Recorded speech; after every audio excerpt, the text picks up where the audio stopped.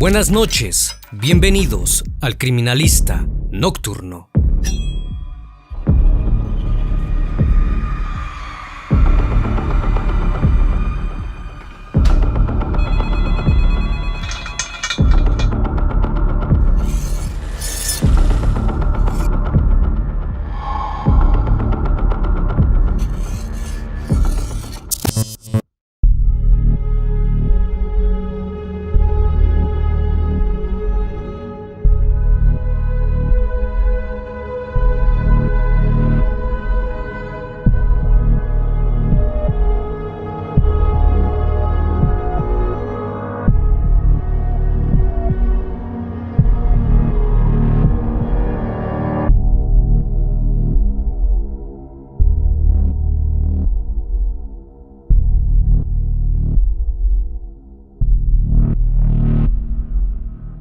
Los siguientes hechos ocurrieron el 16 de octubre de 2021, en el municipio de Juárez, en Monterrey, Nuevo León, México.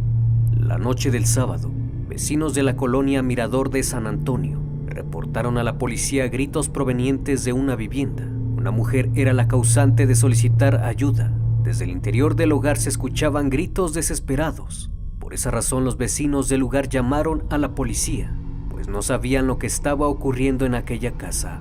El Criminalista Nocturno.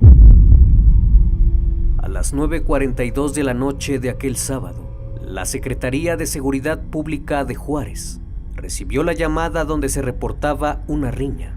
El reporte indicaba que algunos vecinos estaban peleando. Aparentemente el hijo estaba golpeando a su papá. Mencionaron que el joven tenía unos 15 años de edad aproximadamente y que el señor era un adulto mayor. Cuando los oficiales acudieron al llamado, ya había transcurrido cerca de una hora, aunque ellos detallaron que habían acudido de inmediato. Durante el tiempo que estuvieron en el lugar, activaron la sirena y las luces estroboscópicas. Los oficiales llamaron a las puertas de varias casas, pero nadie respondió, hasta que una vecina indicó que la riña se había suscitado en la vivienda marcada con el número 202B de la calle Benoni. Policías municipales acudieron al domicilio y al tocar la puerta, fueron recibidos por un joven quien les dijo a los oficiales que todo estaba tranquilo y que ahí no ocurría nada. Aquellos elementos no indagaron más y no ejercieron ninguna acción en el inmueble. Los agentes se retiraron y a las 10:22 de la noche se comunicaron con el C4 para cerrar la llamada de auxilio. Durante el transcurso de la noche, no hubo algún incidente y todo pareció volver a la calma. Lo único extraño fue que el chico encendió su bocina y subió todo el volumen. Para algunos vecinos esto era muy extraño y comenzaron a sospechar lo peor. A la mañana siguiente, el joven salió del domicilio y fue visto por un vecino, quien aseguró haberlo visto caminando desorientado y con manchas de sangre en una toalla que llevaba, la cual le cubría de la cintura para abajo. Cuando éste le preguntó si estaba bien y qué le había pasado, el chico le contestó que iba a comprar barbacoa. Nadie en el sector se imaginaba la magnitud de la tragedia que estaban por descubrir. Cerca de las 6:25 de la tarde, el joven llegó a una tienda de conveniencia en San Pedro Garza García, ubicada en el cruce de Díaz Ordaz y Corregidora, para comprar alimento para perros. Al salir, el muchacho comenzó a devorarlo fuera de la sucursal. Dos policías se encontraban en esos momentos en el estacionamiento del establecimiento, aún sin saber quién era y desconociendo lo que había hecho. Los elementos de la policía municipal se aproximaron a él, ya que les causó extrañeza que se estuviese comiendo el alimento para perros. Cuando le preguntaron si se sentía bien, él contestó que no, e inesperadamente les confesó que había asesinado a todos los integrantes de su familia. En un principio, los uniformados dudaban de la versión que les dio el presunto criminal. Aún así lo retuvieron. Al momento de ser detenido, el indiciado se puso agresivo y golpeó en la cara a uno de los policías e intentó escapar sin éxito. Fue sometido y trasladado a la comandancia de San Pedro. Mientras tanto, los oficiales dieron parte a la Agencia Estatal de Investigaciones, quienes arribaron hasta el domicilio que aquel joven les indicó como el lugar del crimen, ubicado en la calle Benoni 202B, en el sector 14 del fraccionamiento Mirador San Antonio, en el municipio de Juárez. Cuando las autoridades se trasladaron al sitio referido, confirmaron la tragedia, pues fueron testigos del horror que envolvía a la casa. El sujeto fue identificado como Brandon, de 23 años, quien presuntamente había asesinado a su madre, a su padrastro, a su esposa y a sus propias hijas. Trascendió que el asesinato se perpetuó la noche del sábado, ya que vecinos informaron a las autoridades que el día anterior habían escuchado una riña al interior del domicilio y que incluso elementos de la policía habían acudido, pero no hicieron nada, por lo que el sujeto habría pasado la noche con los cuerpos sin vida, aunque otra persona del sector informó que lo vieron aquel día domingo a eso de las 8 de la mañana, jugando en el parque con sus 2 hijas. Pero de acuerdo a las primeras indagatorias, el joven asesinó con un arma blanca a toda su familia, a quienes luego de privarles de la vida, intentó ocultar.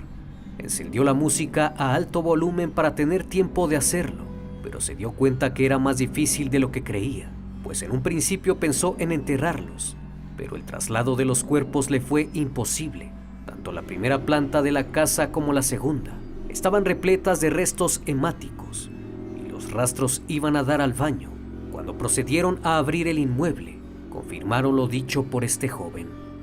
En el baño de la primera planta se encontraban los cuerpos de Carolina Escalón Ramos, de 25 años, esposa del sujeto, junto con sus 2 hijas, Corina, de 6 meses, y Desiree, de 4 años.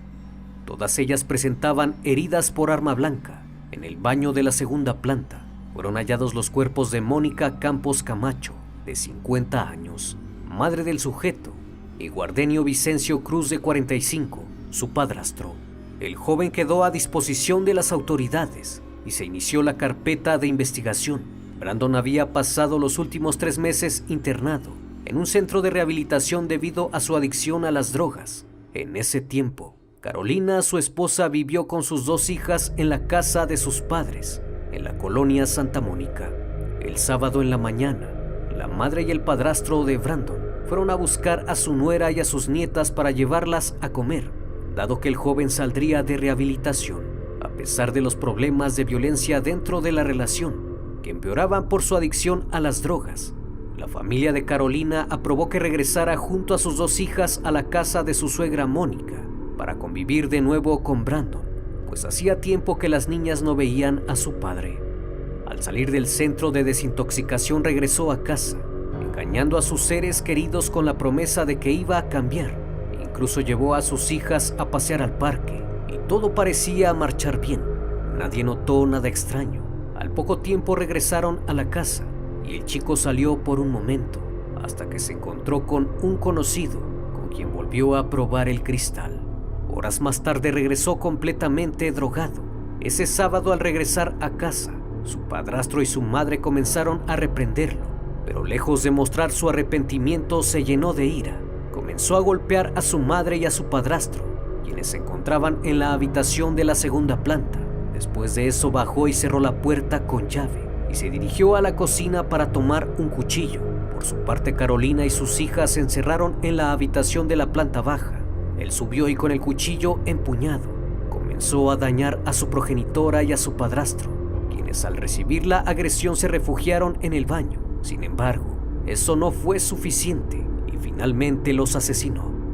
Mientras todo esto ocurría, Carolina gritaba desde el interior por ayuda. Sus vecinos escucharon los gritos de auxilio, pero sabían que era otro de los arranques de ira del chico y prefirieron no entrometerse, pues en reiteradas ocasiones sucedían peleas familiares de este tipo.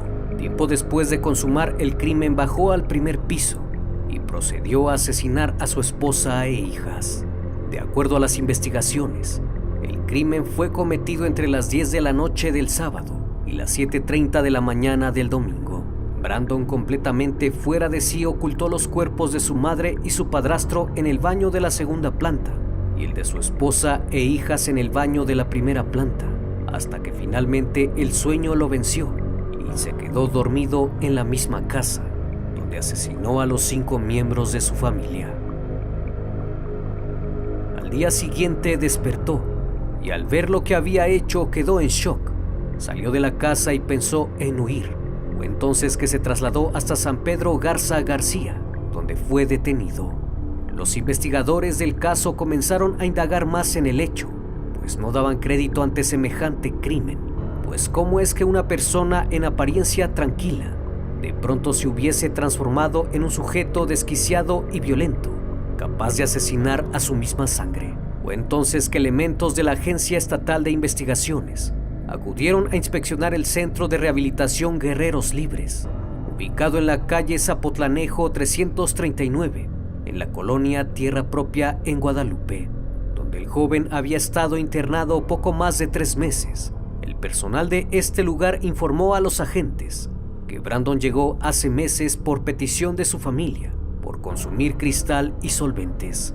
Sin embargo, el sábado 16 de octubre su mamá y su padrastro acudieron para solicitar el alta del paciente en recuperación de manera anticipada. Los oficiales querían saber si había alguna señal previa a los asesinatos que indicara planeación. El lugar donde Brandon estaba recluido cuenta con 45 cámaras de seguridad y según el personal que labora con adictos en tratamiento, el chico nunca mostró ningún comportamiento agresivo. Muy por el contrario, era bastante tranquilo y al parecer todo iba mejorando, aunque informaron que no terminó el tratamiento completo debido a que su progenitora abogó por el joven, indicando que él le prometió que dejaría las drogas. Las autoridades solicitaron los videos de las cámaras de seguridad de los últimos días que permaneció el presunto asesino, aunque no lograron encontrar nada fuera de lo normal. Se piensa que el joven actuó por el resentimiento a ciertos integrantes de su familia, por haberlo internado en contra de su voluntad en un centro de rehabilitación. Todo esto motivado también por el consumo de sustancias ilícitas que desencadenaron en un ataque de ira. Y ese sería el factor detonante para que Brandon cometiera la masacre. Brandon y Carolina se conocieron a mediados de 2016, al coincidir como empleados de un call center en el Parque Industrial La Silla. Para ese entonces ella tenía 19 años. Ambos se fueron frecuentando cada vez más. Él parecía buen sujeto y no pasó mucho tiempo en que le pidiera que fuera su novia. El romance entre ellos surgió y en un principio tenían muy buena relación, tanto así que a los pocos meses decidieron vivir en unión libre. Con el pasar del tiempo nació su primera hija y la conducta del joven empezó a cambiar. Pasaba de trabajo en trabajo y no lograba tener una estabilidad laboral, además de que se comenzaba a portar agresivo. Según personas cercanas a la pareja, constantemente maltrataba a Carolina, al grado de que también llegó a golpearla. La pareja comenzó a vivir en la colonia Las Lomas, un barrio popular de Juárez, Nuevo León, y según testimonios de vecinos y familiares a medios locales, se registraron incidentes de violencia familiar. Los pleitos, las separaciones temporales y las reconciliaciones eran constantes en la vida de los jóvenes. Brandon, sin trabajo fijo y con el sueño de ser rapero, no contribuía con los gastos del hogar. Cuando Carolina le reclamaba por ello, él la agredía de forma física y verbal. Aún así, tuvieron a su segunda hija y pronto el joven comenzó a tener problemas con las adicciones. En el año 2020, las peleas con su madre y su esposa eran las constantes de la vida del chico. Ante la conducta agresiva de su pareja, Carolina le pidió a una de sus amigas que elevara una oración por él, debido a que sospechaba que se le metía el diablo. Lo que ella no sabía era que la adicción de Brandon a las sustancias enervantes, en especial el cristal y fentanilo, se había agravado. Esa era la razón de que el comportamiento del chico fuera cada vez más agresivo. Cuando el joven fue anexado, Carolina y sus hijas se fueron a vivir a la casa de sus padres.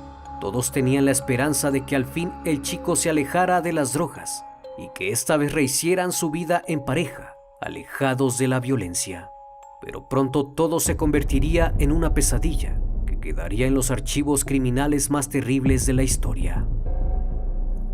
Por otra parte, a principios del año 2007, Gaudenio Cruz, el padrastro de Brandon, quien trabajaba como guardia de seguridad, se alejó de su casa en la colonia Colinas de San Juan.